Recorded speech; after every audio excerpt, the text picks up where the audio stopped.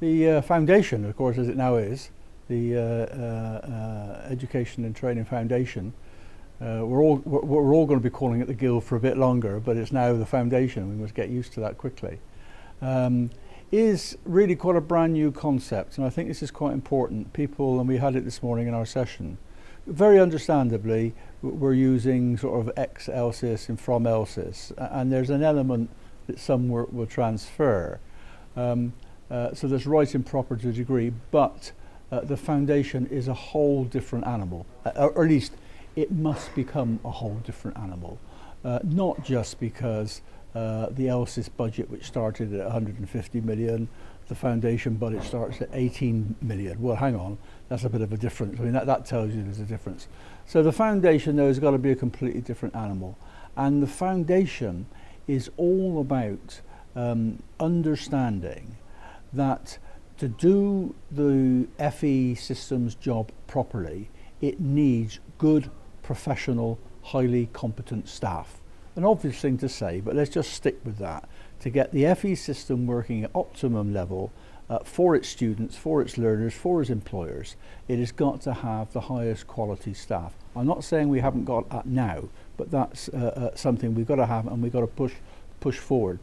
And those staff are recruited and looked after by the employers. Providers, we call them within the sector, but the employers in the sector. Now the foundation is all about grasping that reality, that it is the employers, the providers, who are responsible for getting and developing their staff to the optimum professional level to do the job we all know that's got to be done.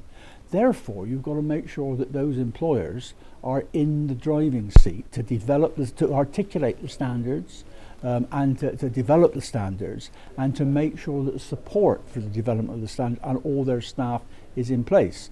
So the foundation then helps employers to articulate what they need in terms of staff, and then puts together a package of support for those staff and the employer organisations themselves to deliver the agenda of today.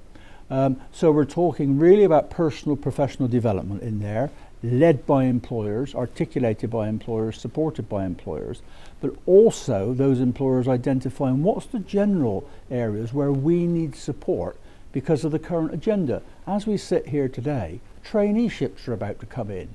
Every employer in the FE system who's going to be involved in traineeships needs some help, because there isn't one out there who knows how to do it. Therefore, surely, and they're going to say, hang on, we need some support to find out what traineeships should be and how we should go about it. Now, the foundation has got to collect that and help to design that support and find a way of actually delivering it. The English and Maths agenda, we talked about that quite a bit at our conference today already. It's come up all over the place. The employers, of course, need to know what are the needs, what is this functional skills, what is the GCSE, what do we need to be doing. Then they expect the foundation to pick that up as a problem and make sure that support is in place. Now, I don't know if that helps at all, but driven by the employer. This is our problem, this is the agenda, this is the help we need. Can we please get it and put it in place? Notice I've not mentioned government or department or civil service once through that.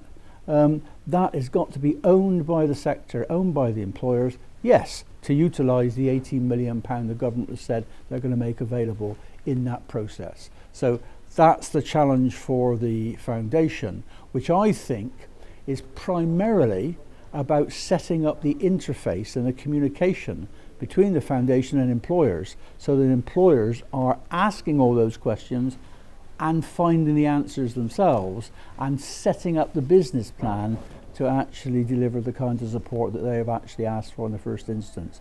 Now, that's really, that is not how we described LSIS before, although they made a real attempt at doing it with their council. They understood the need and made some progress. We just got to put it into a different league. It is not the way we've done it before, and of course we've always been attacking and dealing with those agendas as agendas that have been set by the government.